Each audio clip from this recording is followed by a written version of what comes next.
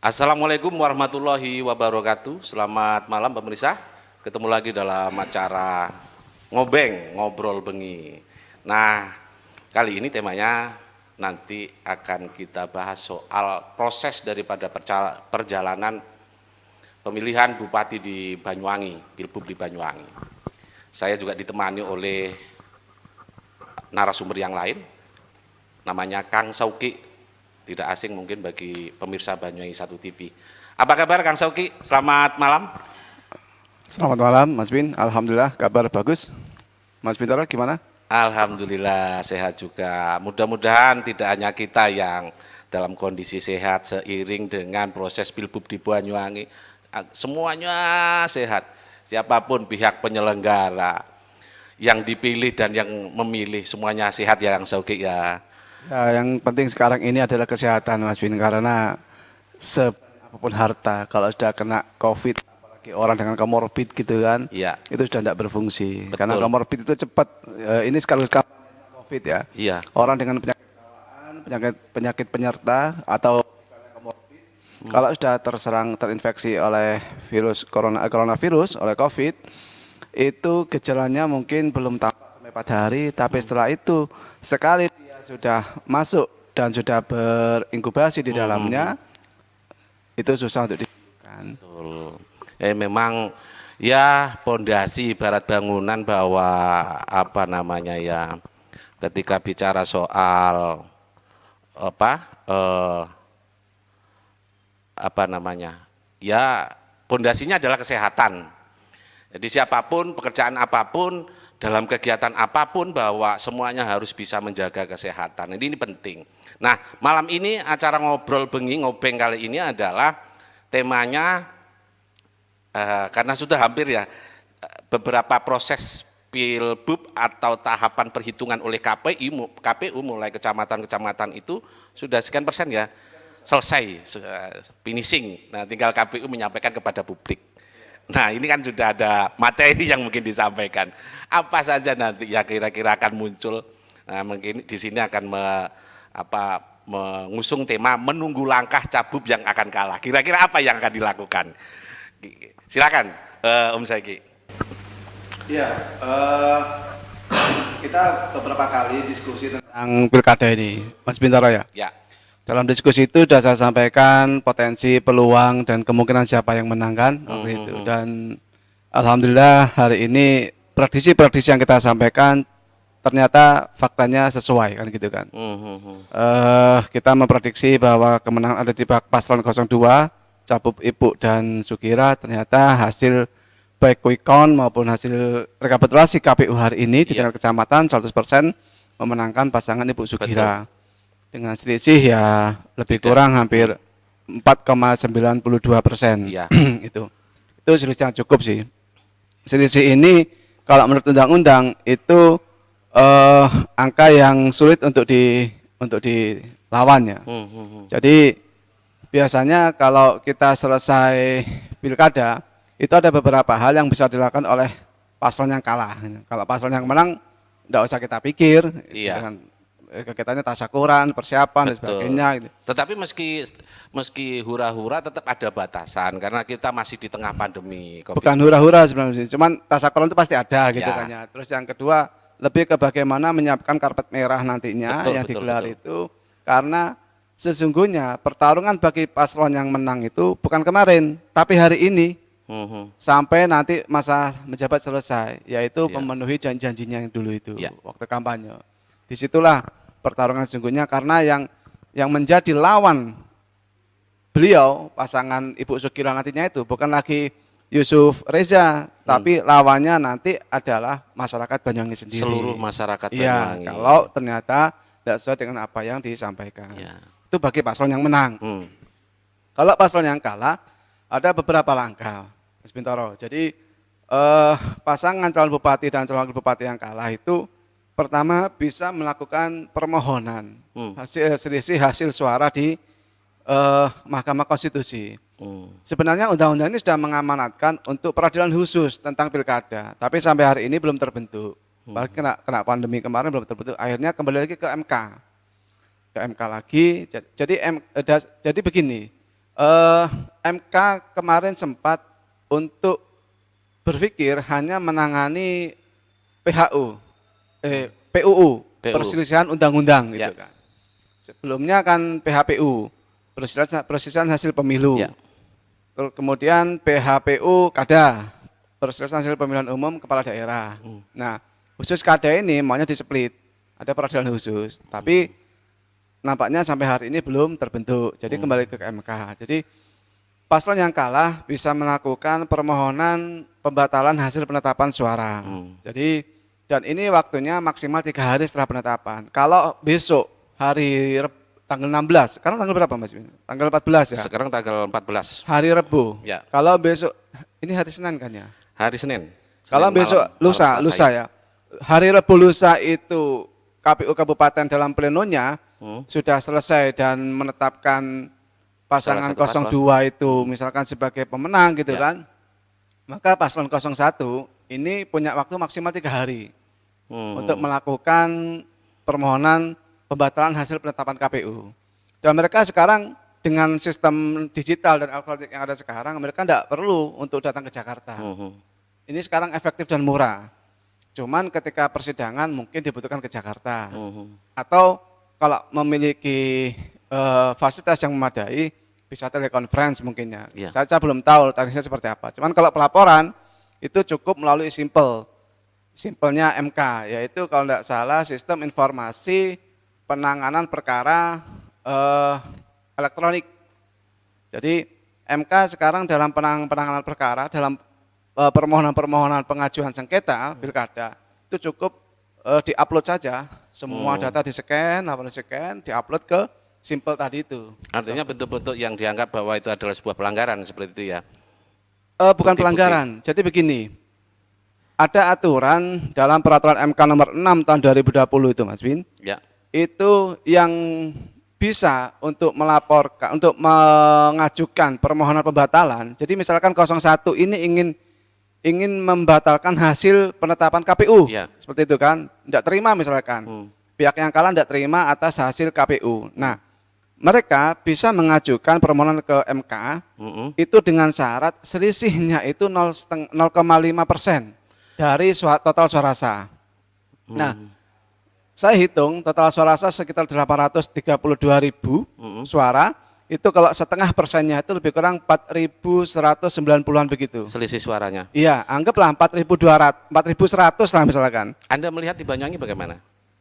Ya kalau 4% kan lebih, Mas Win. Oh gitu ya. Jadi ini setengah persen. Artinya tidak ada indikasi upaya dari 01 untuk melakukan hal itu seperti itu Bukan ya. indikasi, ini tidak memenuhi syarat sudah. Oh, tidak Jadi memenuhi syarat. dengan selisih yang 4,9 ini dari persyaratan pengajuan permohonan pembatalan penetapan KPU itu tidak memenuhi syarat. Tidak memenuhi syarat. Kecuali ternyata di rekapitulasi KPU hari Rabu besok itu selisih kemenangan 02 tiba-tiba menjadi 0,49 misalkan. Kalau Nah, alam. ini Tadi secara sistematis atau secara matematikanya kayaknya tidak mungkin juga. kita kan Karena tidak kita tahu, hitung-hitungannya secara manual. Nah itu, kadang rasional ini kalah dengan yang pemikiran yang sulapan-sulapan begitu. Iya. Ya, betul. Jadi memang ada banyak hal yang sudah dilalui. Kita kan temanya hari ini saat ini malam ini adalah bagaimana proses pilkada itu sampai nanti di tanggal 17 kalau tidak salah ya Mas Zaki ya. Ya, KPU penetapan akan itu. menyampaikan informasi secara langsung atau secara gamblang hasil daripada hitungan suara yang sudah masuk di Rekapnya tanggal 16. tanggal 16. Iya. Jadi disampaikannya kan tanggal 17. Biasanya malam atau siang sore setelah rekapan itu sudah bisa dipublish. Kalau 17 itu penetapan kalau tidak salah, penetapan siapa yang menang. Iya, Om Zaki. Tadi Om Zaki sudah sampaikan bahwa ketika pihak daripada siapapun yang kalah melakukan upaya melalui MK seperti itu. Apa saja selain persyaratan bentuk pelanggaran? Nah, kemarin itu kan oleh pihak Bawaslu kan ditemukan 02 memberikan sejumlah beras atau sejumlah kudung seperti itu. Apakah itu membuat pihak 01 memiliki kekuatan untuk menyampaikan bukti petunjuk kepada pihak lembaga yang bisa memutuskan bahwa itu adalah bisa membatalkan ibaratnya seperti itu. Gimana membacanya gimana Om Zaki? Jadi kalau saya membaca dari segi politik dan hukumnya ya, Ya. langkah politiknya yang bisa ditempuh itu melalui jalur lobby. Mhm. Cuman jalur lobby ini kan juga ketat ya gitu kan. Politik itu kan tidak ada benar salah, yang ada menang kalah. Jadi jalur-jalur lobby dalam politik itu kadang juga menabrak aturan-aturan. Saya tidak menyarankan ini. Kalau kita bicara normatifnya, Ya. jadi upaya yang bisa ditempuh oleh pihak yang kalah itu ya tadi itu pertama mengajukan permohonan ke MK pembatalan hasil penetapan perolehan suara itu jadi dibatalkan. Cuman syaratnya selisihnya itu paling banyak 0,5%, Atau 4 ribuan lebih ya tadi itu ya. 4.100-an itu. Ini kalau dari ini kayaknya sudah gugur. Syaratnya nggak bisa lah ya di MK nggak bisa kayaknya. Karena tidak sampai sejumlah itu ya. Ya, yang kedua, mereka bisa mengajukan atas temuan-temuan kecurangan. Kalau itu dilakukan oleh penyelenggara, mereka bisa mengajukan ke DKPP. DKPP. Nah, Dewan Kehormatan Penyelenggara Pemilu. Nah, di DKPP itu nanti akan diputuskan. Cuman hasil DKPP ini sepanjang pengetahuan saya tidak bisa membatalkan hasil pilkada. Mereka hanya bisa menghukum oknum-oknum penyelenggara yang bermain curang gitu kan. Seperti kemarin ya di Blimbing Sari misalkan seperti itu ya, pihak KPU dengan tegas dan apa namanya Itu ya itu bisa saja kalau tingkat KPPS tidak usah ke DKPP. DKPP biasanya kalau melibatkan anggota KPU. Kalau levelnya KPPS atau Panwas level agak bawah mungkin cukup di Gakumdu mungkin. Oh gitu ya, tidak Penegakan perlu hukum harus terpadu itu. ya, Gakumdu ya. kan sudah ada di sini antara Bawaslu, Kejaksaan, Polisi dan sebagainya itu Ya. lebihnya. Nah, ada lagi mekanismenya melalui Bawaslu.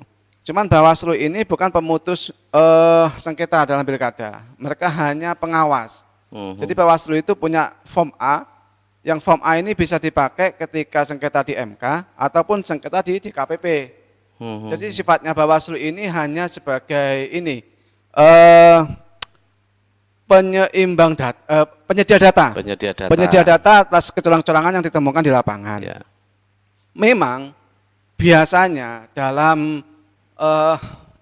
semangat paslon yang kalah itu seakan-akan mereka memiliki bukti yang sangat kuat.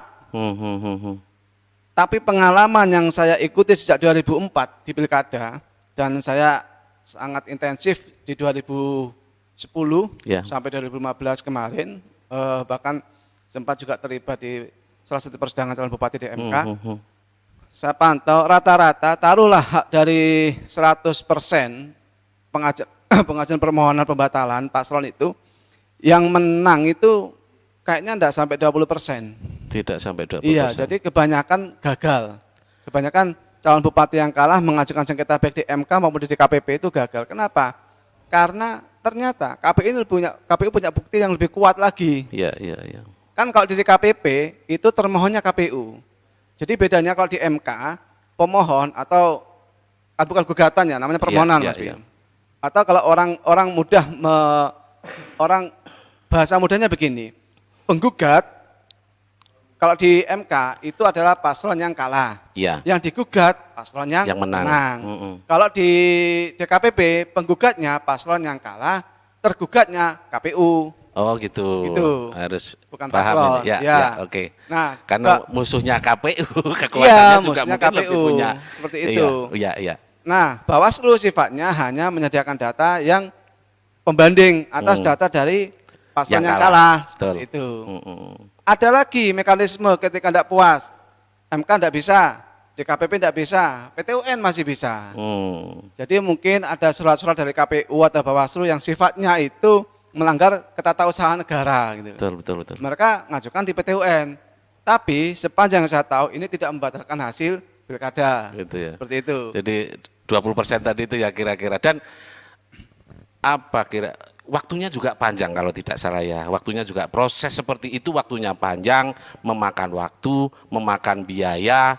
Kalau orang Banyuwangi misalkan atau lembaga yang meski kita melalui berkas-berkas melalui internet, tetapi kan pada saat sidang dan segala macam semua pihak juga harus hadir dalam persidangan di Jakarta, seperti itu kan. Kalau Dan di MK itu waktunya maksimal 45 hari sudah putus.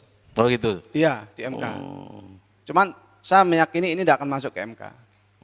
Kenapa? Alasannya kenapa? Syarat- Ada alasan tersendiri, pertimbangannya apa kalau Om Sauki Tadi melihat syaratnya kacamata tidak politik di terpenuhi. Banyuwangi? Syaratnya tidak terpenuhi.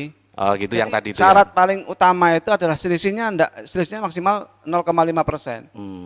Hari Jadi- ini di Banyuwangi tidak sampai itu ya?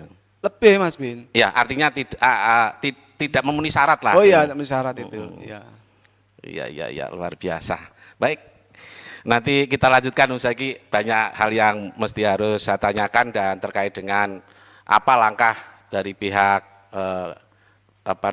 pihak bukan yang kalah ya, kebetulan kemarin 0102 dan ini tidak mungkin kembali, tetapi kita akan mencoba untuk bisa menyampaikan secara gamblang kepada masyarakat agar masyarakat juga memiliki kesadaran, kepuasan atas demokrasi yang berjalan di Indonesia, di dunia ini, apalagi di Banyuwangi. Kudu sadar katanya orang Banyuwangi. Kembali nanti setelah yang satu ini.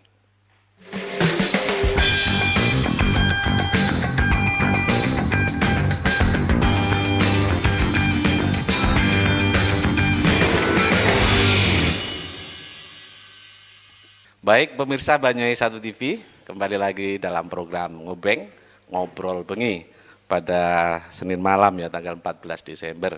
Kita tidak jauh temanya yang tadi sudah diurai oleh Om Sauki. Nah, malam ini juga kami di studio kehadiran sosok tokoh dari boleh dikatakan praktisi media juga atau pemerhati media di Banyuwangi. Karena bagaimanapun media juga urun serta mewarnai dari proses pilgub di Banyuwangi. Beliaunya adalah Mas Arif. Selamat malam Mas Arif, mungkin bisa dipegang dulu mic-nya. Selamat malam Mas Bin, selamat Oke. malam pemirsa Banyuwangi 1 TV dimanapun Anda berada. Baik, lama ini tidak pernah berjumpa, kabarnya gimana ini? Nanti akan saya coba, karena malam ini temanya menarik ya. Jadi ada beberapa tema yang kemarin kita sudah cover untuk dijadikan ngobrol bengi. Nah kali ini adalah menunggu langkah cabub yang kalah. Kira-kira dari kacamata Mas Arif, ketika bicara tema seperti ini sebagai praktisi media, apa yang bisa disampaikan Mas Arif? Silakan. Baik, makasih. Selamat malam Bang Sauki. Selamat malam Mas Arif. Ini senior lama ini, baru bisa ketemu pada malam hari ini. Junior saya Mas Arif. Lebih muda loh ya. Baik, menarik memang ketika kita mencermati prosesi Pilkada 2020 di Kabupaten Banyuwangi ini, karena ini hanya ada 2 paslon gitu kan. Ya. Yang kemudian kita mengetahui betul bahwa kedua paslon betul-betul memanfaatkan teknologi, artinya media sosial, meskipun masih hanya sebatas Facebook yang digunakan, tapi kita melihat itu sangat-sangat mewarnai dan bahkan mampu untuk meningkatkan tensi pilkada di Banyuwangi. Ya. Cuma memang di beberapa media, baik media online maupun media cetak, itu kita melihatnya sangat kurang, sehingga tidak bisa tersampaikan atau tidak bisa mampu untuk mempengaruhi minat masyarakat ataupun opini-opini masyarakat. Terkait dengan langkah calon yang nantinya ditetapkan kalah oleh KPU, apakah mereka akan menggugat atau tidak? Ya, kalau kami mengamati dari beberapa postingan di Facebook maupun di media sosial, kami melihatnya masih hanya sebatas itu saja. Tidak ada hal yang urgent seperti yang disampaikan oleh Bang Sauki tadi itu. Apakah betul dengan sebatas pembagian kerudung, terus kemudian dengan beras yang saya yakin semuanya mungkin juga melakukan ya. Tidak hanya salah satu paslon gitu ya yang melakukan. Karena di postingan di Facebook itu kita juga melihat paslon 1 maupun paslon 2 tergambarkan di situ juga ada yang memberi janji dan sebagainya. Ada juga yang menebar sesuatu gitu kan. Yang kalau kita melihat serangan-serangan di Facebook itu para netizen itu unggahan-unggahan mereka sama-sama saja. Apakah kemudian ini salah satu paslon merasa yakin dengan temuan mereka itu mampu menggugurkan hasil pilkada? Ya. Kemudian yang kedua, apakah betul ketika dihembuskan beberapa persoalan, misalkan yang lagi tren akhir-akhir ini adalah penyalahgunaan kekuasaan, mobilisasi dan sebagainya, kelompok-kelompok dan sebagainya, apakah betul itu mampu membuktikan bahwa ada upaya-upaya sistematis ya dan yang masif dalam rangka untuk memenangkan salah satu paslon? Ya. Dan juga kita juga harus melihat ada batasan waktu seperti yang disampaikan tadi oleh Bang Zauki. Begitu penetapan KPUD ada selang waktu berapa hari untuk mereka melaporkan gugatan mereka kepada MK. Ya. Nah, prosesnya juga akan agak lama karena ini prosesnya memang se-Indonesia gitu kan. Serentak lagi Serentak, ya. gitu kan. Apakah ini akan mempengaruhi? Kalau kami dari media melihatnya sampai saat ini kami masih belum melihat ada bukti yang betul-betul signifikan yang bisa dijadikan alasan mendasar bagi salah satu paslon untuk menggugat hasil pilkada. Mungkin itu Mas Bin yang bisa kami sampaikan. Penyampaian itu yang jelas mungkin oleh Mas Harip atas perbandingan dari kasus-kasus yang contoh kasus yang terjadi di beberapa daerah kabupaten dan kota di luar Kabupaten Banyuwangi tentunya Mas Harip ya. Baik. Oke, Om Zauki mungkin bisa nambahin. Alat bukti itu penting, Mas Bin. Ya. Ketika misalkan paslon yang kalah ini ingin melakukan langkah hukum ya, upaya hukum atas kekalahannya misalkan. Jadi entah mau ke MK, entah mau ke DKPP, entah juga ke PT UN atau ke institusi Polri gitu kan. Ya. Itu menjadi hal yang memang harus dimiliki oleh 01. Misalkan karena kenapa saya bicara 01?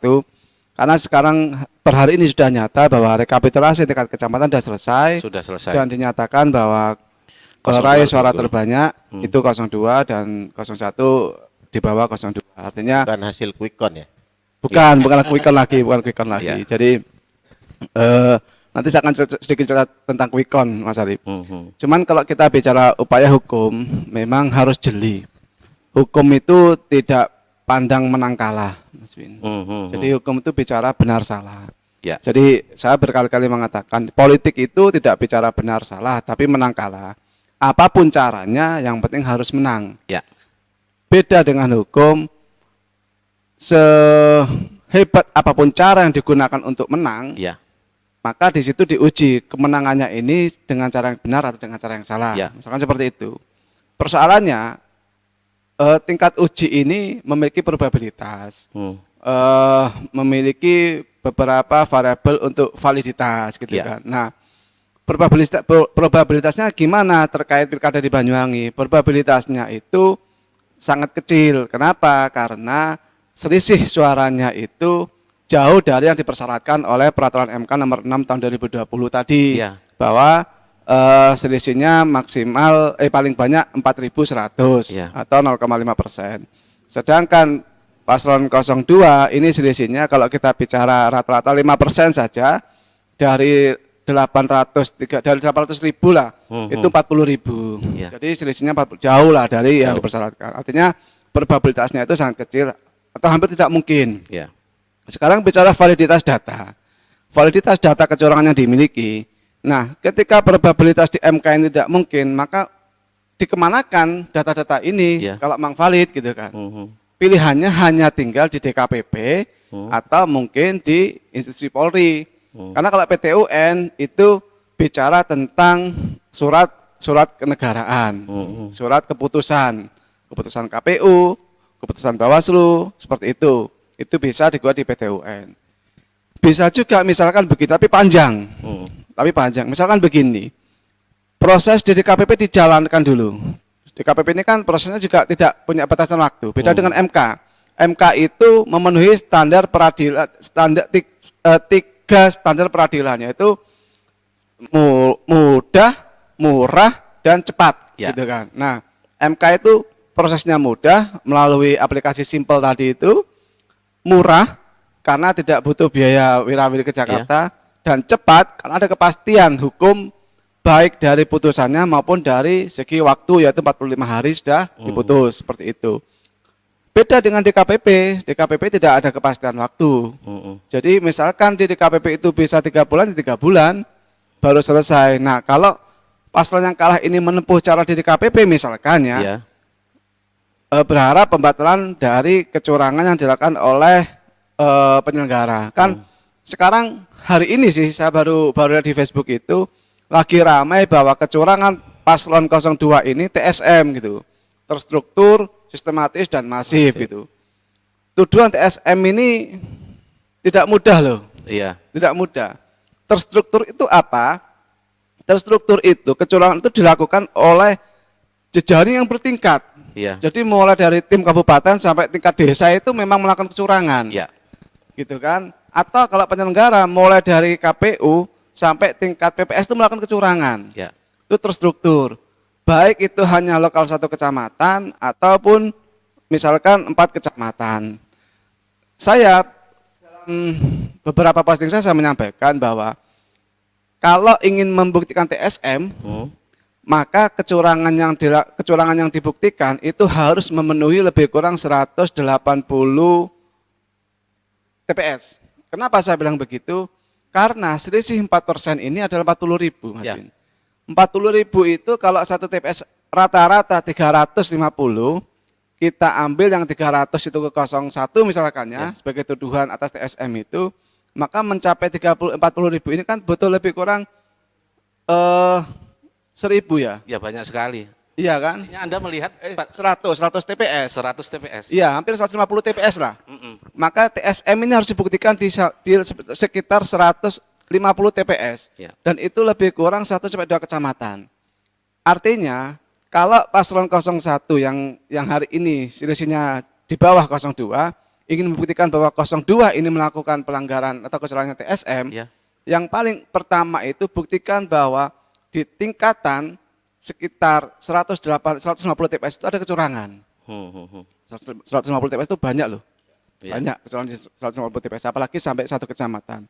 Dulu TSM ini kan ngetren ketika zamannya Pilgub Hovifah. Ya, betul. Ya, di putaran pertama. Bagaimana Hovifah bisa membuktikan adanya TSM di beberapa kecamatan di Pulau Madura waktu itu kan. Akibatnya MK memutuskan PSU, pemungutan suara ulang ada gitu kan. daerah yang memang di ya. PSU kan ya. Ya, tapi TSM-nya jelas di sana. Memang ada pelanggaran oleh KPU yang masif sampai tingkat TPS di Madura waktu itu. TSM ini ada juga temuan di beberapa wilayah di luar Jawa. Jadi biasanya TSM ini terjadi di wilayah-wilayah dengan tingkat patron dan paternalistiknya itu sangat kuat. Contoh kesukuannya kuat, adatnya kuat, itu biasa TSM bisa jalan gitu kan. Jadi orang tidak usah coblos sama KPPS-nya semua. Itu terjadi di beberapa wilayah di Indonesia Timur gitu kan. Di sini saya tidak melihatnya jauh gitu loh.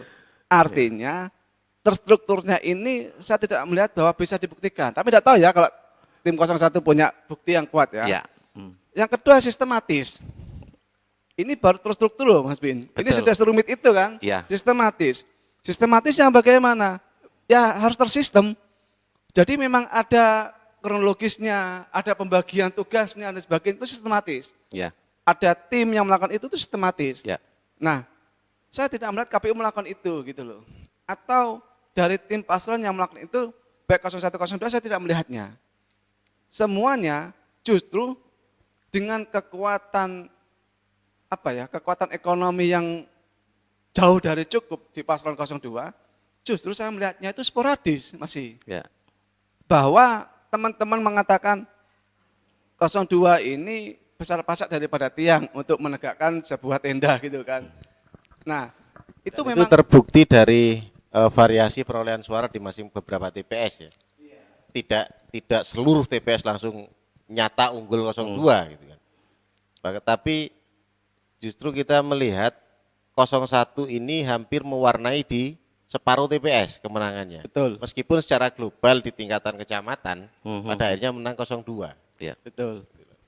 Dan kalau mau membuktikan TSM itu juga susah karena 01 tuh rata-rata menang juga gitu loh. Ya. Banyak lah gitu Mas Pinya di hampir semua TPS. Dan kalau bicara masif itu sesuatu yang dilakukan seperti orang membombardir itu masif itu. Terenten kata orang Ya. Jawa itu. Memang kalau saya menilai benar kata Mas Arif tadi dari pantauan media itu susah untuk melakukan upaya hukum atas penetapan KPU nantinya itu ya. Kalau dari MK-nya persyaratan 0,5 itu sulit terpenuhi gitu kan. Dari TSM-nya itu juga sulit terpenuhi. Iya. Ini pandangan saya loh ya. Ditambah lagi kalau mereka mau melakukan sebuah upaya hukum atau upaya politik baru Ya. pasca penetapan, kekuatan ini sudah melemah. Ya. Kenapa melemah? Karena kekuatan penopang utama politik partisan mereka itu kemarin dari salah satu ormas agama itu sudah menganulir Ya. Melakukan statement.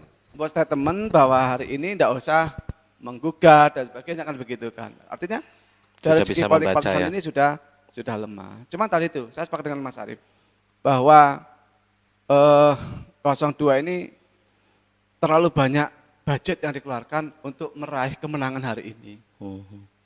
Dan itu saya mengakui bahwa kerja-kerja tim di 01 itu luar biasa. Luar biasa. Saya meraba pilkada di 2024 itu akan ada kombinasi seperti ini. Bagaimana membangun militansi tapi juga dengan budget yang terukur gitu loh. Ya. Hari ini saya melihat 01 militansi terbangun bagus, tapi budgetnya belum terukur. 02 militansi tidak terbangun, budgetnya ugal-ugalan gitu kan. Nah, 2024 saya melihatnya akan ada kombinasi itu, Mas. Ya. Ada kombinasi itu. Tapi apapun keputusan yang diambil oleh tim 02, apakah mereka akan menggugat melalui jalur manapun? Itu 01 maksudnya. 01 ya. 01 mau menggugat melalui jalur manapun, tetap kita harus apresiasi karena itu hak konstitusi mereka. Tapi kan kalau kami hanya berharap bahwasanya tim yang akan melakukan gugatan itu betul-betul mempersiapkan bukti-buktinya yang real. Karena sudah masuk wilayah ruang hukum ya. Wilayah Beda hukum. sebelum coblosan atau penetapan dari nanti KPU. Karena ini berhadapan di wilayah ruang hukum. Ya. Kira-kira begitu. Jadi, Sebelumnya kan politik, kan begitu ya Mas Eki ya. sekarang kita tidak bisa hanya bermain di retorika opini untuk membangun wacana bahwasanya terdolimi, misalkan pilkada tercurangi, ternodai dan sebagainya. Tapi sekarang lebih pada fakta hukum bahwasanya ini loh yang kita perjuangkan dan kami punya bukti-buktinya, kami punya faktanya Iya. yang akan kami uji secara material di persidangan dan sebagainya. Tapi kembali pada yang disampaikan oleh Mas Augi tadi, ada rentang waktu, ada persyaratan-persyaratan yang kalau dari salah satu persyaratan sudah tidak terpenuhi, ngapain sih harus kita paksakan? Gitu. Ya, sepakat. Ngapain sih harus kita paksakan? Makanya ada tulisan-tulisan seperti itu di Facebook. Nah, dan ini artinya apa? Artinya ketika masyarakat kita kaum milenial ini sudah bermain di media Facebook dan kemudian banyak opini-opini yang berkembang juga, ada yang mendukung, ada yang ngeman lah biasanya orang Banyuwangi, enggak usah lah, ayo kita bareng-bareng bangun Banyuwangi misalkan bahasnya. Atau juga yang bilang enggak usah nuntut sudah, toh pilkada sudah selesai, biayanya banyak kalau kita mau nuntut dan sebagainya. Artinya masyarakat kita sudah melek sebenarnya, sudah melek teknologi, sudah melek politik, sudah melek hukum dan sebagainya. Sehingga seperti apapun opini yang akan dibangun di dunia di medsos, gitu kan, masyarakat sudah memiliki filter tersendiri. Tapi sekali lagi apapun yang diambil oleh tim 01 tetap kita hormati selaku hak warga negara yang memiliki hak yang sama di hadapan hukum. Ya.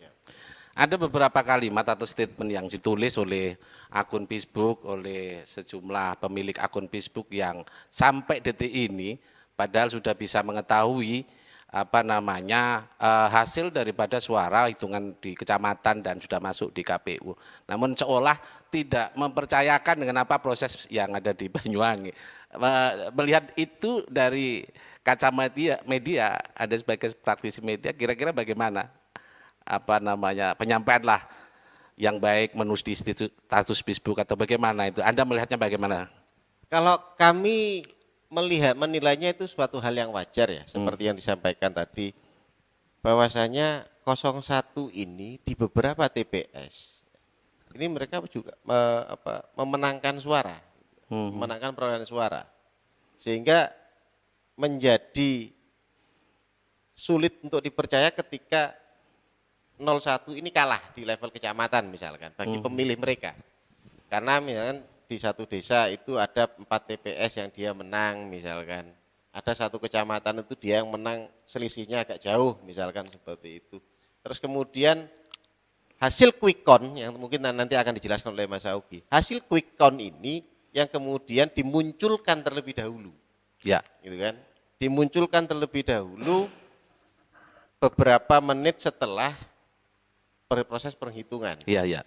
Sehingga begitu orang ini melihat, oh calon saya menang misalnya, oh 01 menang di TPS ini, oh gimana TPSmu? Menang 01. Begitu ini berantai yang memenangkan 01 di beberapa TPS ini muncul hasil quick count yang kenyataannya berbeda dengan apa yang mereka rasakan dan mereka harapkan. Ada ketidakpercayaan di situ. Padahal quick count itu juga hasil perhitungan cepat itu juga memiliki metode-metode tersendiri. Ya. Saya secara sporadis misalkan melihatnya di TPS 01 misalkan, menang 01. Kemudian saya kontak ke Mas Bin misalkan, Mas Bin di TPS desa sampean gimana? Menang 01. Oh menang. Opini yang terbangun di benak mereka adalah 01 menang. Pilihan saya menang gitu. Jago saya menang. Tapi begitu muncul hasil quick count, ternyata kalah. Nah, diperkuat lagi dengan hasil KPU. Nah, orang akan lebih percaya ketika hasil KPU ini sudah ditetapkan. Ya. Nah, tapi menjadi aneh ketika masih diragukan. Nah, bagaimana proses quick count-nya nanti itu mungkin Mas Auki yang lebih memahami dan menguasai bidang itu. Makanya malam ini kenapa terus kemudian kita bahas kembali agar supaya masyarakat juga tidak boleh juga meninggalkan bahasa kesepakatan awal lah. Apapun yang menjadi hasil tetap harus dalam pondasi kelegowoan, harus menjadi masyarakat yang profesionalitas seperti itu. Mas Uki, sebelum masuk ke ke harapan agar masyarakat juga memahami arti dari prosesi pemilihan kepala daerah atau pemilihan bupati, ada yang mungkin disampaikan terkait barusan yang disampaikan oleh Mas Arief? Ya, tadi Mas Arief menyinggung soal quick count ya. Jadi dalam metode untuk mengukur tingkat keterpilihan cepat itu, hitung cepat itu ada namanya exit poll, ada namanya quick count. Saya tidak perlu menjelaskan data di sini, toh juga orang mungkin tidak begitu tertarik untuk itu. Iya. Tapi bahwa keduanya itu merupakan standar ilmiah statistik yang sudah diakui oleh berbagai lembaga ilmiah seperti perguruan tinggi, seperti perusahaan-perusahaan melalui pihak-pihak yang memang terverifikasi, Mas, tingkat internasional dan dunia, gitu kan. Artinya ada rumusan-rumusan digunakan. Nah, ada sih beberapa quick count itu yang memang digunakan sebagai bandwagon effect. Jadi quick count digunakan untuk menyerang mental lawan gitu. Tapi di sini persoalannya ketika ada quick count seperti itu, maka harus ada quick count pembanding. Ya. Nah, kemarin pembanding. Harapan saya sebenarnya berharap kemarin tuh ketika muncul quick count dari salah satu lembaga survei nasional yang memenangkan pihak paslon 02, saya berharap ada quick count yang dari paslon 01 yang memenangkan paslon 01. Kenapa begitu? Karena saya cukup gregetan ketika di Facebook, bahkan di masa tenang, survei-survei yang begitu liar. Anda melihatnya itu survei atau apa? Kadang-kadang kan prosentase itu kan dibuat-buat. Sekelas anak saya mungkin bisa juga membuat seperti itu. Apakah itu juga termasuk bagian daripada upaya atau dinamakan lembaga survei, Mas Oki. Izin Mas ya. Ya, jelas. Promosi ya. Ya. Perusahaan saya di Betul. Ya, survei, betul. jasa riset sosial gitu. Dan tidak gampang membuat lembaga survei kayak Om Sauki ya. Survei itu ada, kalau survei yang di KBLI apa itu yang di apa itu standar KBLI itu survei yang dimaksud survei itu biasanya survei jalan Mas, pemetaan jalan satelit gitu. Tapi kalau survei untuk politik itu namanya riset sosial, riset jajak pendapat sosial seperti itu. Ya. Dan itu di NIB-nya bunyi seperti itu, di SIUP-nya bunyi seperti itu. Kalau perusahaannya, kalau lembaga pendidikan maka di akte yayasannya berbunyi seperti itu. LPM biasanya kan di kampus itu boleh mengadakan jasa survei. Kalau organisasi masyarakat, ya boleh-boleh saja kalau mereka melakukan survei, tapi kan kalau dipublish, apalagi di masa tenang, itu kalau orang yang Memahami. jengkel, itu bisa dilaporkan, Iya. karena itu masuk pelanggaran. Pembodohan. Iya, bukan pembodohan, ini Penggiringan opini dan penggiringan opini dan Ya. bisa fitnah juga gitu Ya. loh. Karena saya sendiri meskipun kemarin riset ya Mas, itu tidak berani mempublish. Saya tulis di Facebook saya bahwa saya itu untuk konsumsi saya pribadi. Saya tanggal 1 Desember itu kirim WA ke salah satu orangnya paslon 02. Kan 02 itu kan surveinya kan selalu di atas 15%, 19, 21% gitu kan. 01 gila lagi di atas 20% selisihnya begitu kan. Jadi saya baik di tim 01, tim 02 banyak teman Mas. Ya. Mereka kadang sharing lah dengan saya. Ya. Di 02 saya sampaikan tanggal 1 Desember itu, Mas di data saya gitu kan, kok selisihnya 8% ya gitu kan. Jawaban mereka, enggak Mas, selisih di data kami masih 19%. Ya. Oh sudah mudah-mudahan seperti itu gitu kan. Ada chat WA-nya seperti itu. Malam sebelum coblosan, tim dari 01 telepon juga ke saya.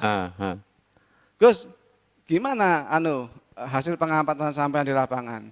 Ya tetaplah 02. Gitu ya. Dan itu tidak mengada-ada ya. Ya saya bicara padanya. Dan saya sudah, mohon maaf ya Mas Bian, ini kan media publik ya. Saya sudah mengatakan bahwa peluang 01 kalah itu sudah sejak bulan Juli. Ya, kalau tidak salah pernah juga disampaikan melalui media Banyuwangi 1 TV dalam acara ngobeng. Meramal itu kan ya. Iya. Iya. Artinya survei ini sesuatu ilmu yang dianugerahkan Allah kepada umat manusia untuk mengukur kebenaran sebelum datangnya kebenaran itu. Ya. Gitu loh. Merusak dulu winara seperti Ya. itu. Yang mulai survei ini. Jadi bukan alam gaib. Ya. Saya berkali mengatakan politik itu bukan mistik, Betul. tapi lebih ke statistik, taktik, dan take risk gitu loh. Jadi harus memahami statistik, pandai membuat strategi melalui taktik-taktik yang taktis gitu kan, dan juga berani bersiko. Paham statistik, pandai membuat strategi, tapi tidak berani bersiko. Ya kayak saya gini, tidak maju-maju gitu. Cuma jadi pengamat akhirnya Mas. Iya, setelah ini kan nanti ada kesempatan untuk bisa mewujudkan itu Om Sauki. Menarik Om Sauki. Nanti kita lanjutkan kembali. Nah pemirsa, jadi itulah tadi sebagian daripada obrolan bengi malam ini. Tetapi jangan kemana-mana dulu, nanti kita lanjutkan lagi setelah yang satu ini.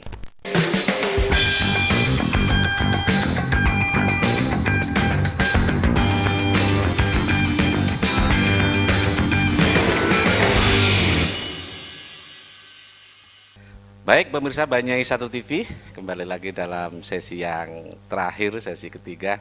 Mudah-mudahan nanti obrolan kami di malam ini bersama Om Sauki dan Mas Arif ada bahasa-bahasa yang mendinginkan semua pihak agar masyarakat juga memahami arti dari proses demokrasi di Indonesia, juga di Banyuwangi. Nah, malam ini mungkin sesi yang sangat ditunggu-tunggu dan menunggu pula bagaimana nanti apakah di paslon 01 ada langkah-langkah yang lain bagi proses demokrasi di Banyuwangi ini. Nah, semuanya mungkin masih menunggu. Mudah-mudahan apa arti menunggu dan tidak menunggu ini menjadi hal yang baik bagi siapapun sebagai ilmu pengalaman berdemokrasi di masyarakat Banyuwangi. Seperti itu ya, Om Sauki ya. Iya, Mas Bin. Jadi harapan saya sebenarnya sebagai warga Banyuwangi Ya. gitu kan, ini kan memang secara normatif pilkada ini dikatakan selesai setelah ada penetapan KPU tentang siapa yang menang dan siapa yang kalah. Tentu insya Allah mungkin hari Kamis, kalau ada hari Rabunya mungkinnya. Jadi setelah penetapan itu saya berharap semuanya selesai, semuanya menerima apapun yang terjadi. Kalau toh memang ada indikasi-indikasi atau mungkin bukti-bukti yang bisa digunakan untuk melakukan upaya hukum, tempuhlah jalur hukum secara benar. Seperti itu. Ya. Jadi segala hal yang berbau politik, baik itu statement-statement di media dan media sosial, baik itu pernyataan yang mungkin meresahkan, Ya. tuduhan-tuduhan tentang kecurangan, Harus segera segera diselesaikan, dihentikan. Ya, segera hentikan dan buatlah semua tuduhan itu dalam bentuk laporan. Ya. Baik itu kalau itu menyangkut penyelenggara pilkada, KPU ya laporkan, misalkan, ya ya. laporkan ke DKPP atau ke Gakumdu. Kalau itu menyangkut surat yang keliru atau mungkin penetapan yang dianggap keliru, ya sudah buat permohonan di PT UN. Artinya lakukan upaya sesuai dengan proses yang Jalurnya. ada melalui jalur hukum. Betul, Mas Bin. Artinya tidak menggunakan bahasa-bahasa politik lagi. Betul, kasihan masyarakat Ya. di bawah yang mungkin Ya. tidak mengetahui apa-apa, tapi militansinya kan sudah terbangun, Ya. emosinya terbangun. Jadi mereka akan apa ya, terbangun opini di masyarakat bahwa ini proses pilkada hasil kecurangan, ini proses pilkada hasil Ya. pelanggaran, ini proses pilkada dan sebagainya. Tapi satu pun kemudian tidak ada bukti, ini kan konyol. Ya. Kecuali memang ada bukti untuk itu, silahkan. Saya secara pribadi menghargai dan mengangkat topi setinggi-tingginya atas proses-proses seperti itu. Ya. Karena kita ini kan hidup di negara demokrasi. Betul. Negara yang mematuhi aspek hukum Adanya sebagai pemerintahan panglima. juga. Jangan terus kemudian membangun seolah-olah kalau itu terus dilakukan dengan menyetatus atau menggunakan kesempatan bahasa-bahasa seperti itu, artinya mereka juga tidak mengakui adanya pemerintahan ini. Kan seperti itu kira-kira ya Om. Iya, tapi tetap minta proyek ke pemerintah. Kan repot kan begitu Mas Bin. Oke, gitu ya. Iya, bicara curang-curang pelanggaran tapi tetap majukan penawaran di proyek infrastruktur. Kan ini kan repot kan Ini gitu juga kan. harus dibahas nanti di lain kesempatan. Nah, Kalau iya. misalnya ada bahasa-bahasa seperti itu. Kalau Mas Arif gimana, Mas Arif? Baik, pesta rakyat telah usai. Jadi kita hanya ini detik-detik aja menunggu pengesahan secara resmi Ya. oleh KPUD, Ya. sehingga bagi yang kalau bahasa para netizen di Facebook itu kan yang menang ojo jumowo, yang kalah harus legowo gitu kan. Ya, sepakat. Sehingga kami dari media itu berharap bahwasanya seperti yang saya sampaikan oleh Mas Auki tadi, kalau memang toh memiliki bukti-bukti dan persyaratan-persyaratan yang cukup dan diyakini mampu, silakan. Kalau memang mengambil keputusan untuk menempuh jalur hukum. Dan kami pun juga sepakat agar tidak lagi bermain retorika, membangun opini-opini yang negatif gitu kan. Bahwasanya masyarakat Banyuwangi sudah melaksanakan kewajibannya memilih pemimpin menggunakan hak suaranya.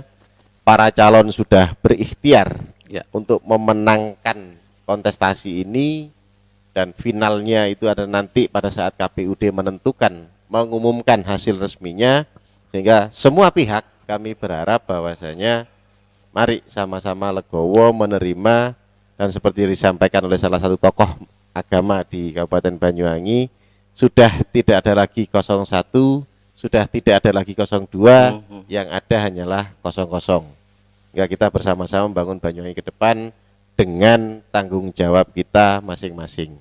Ya. Kalau persoalan tadi katanya Bang Sauki tidak mengakui tapi sih ngajukan lirih-lirih nang APBD-an ya. Wallahu alam. Iya, iya.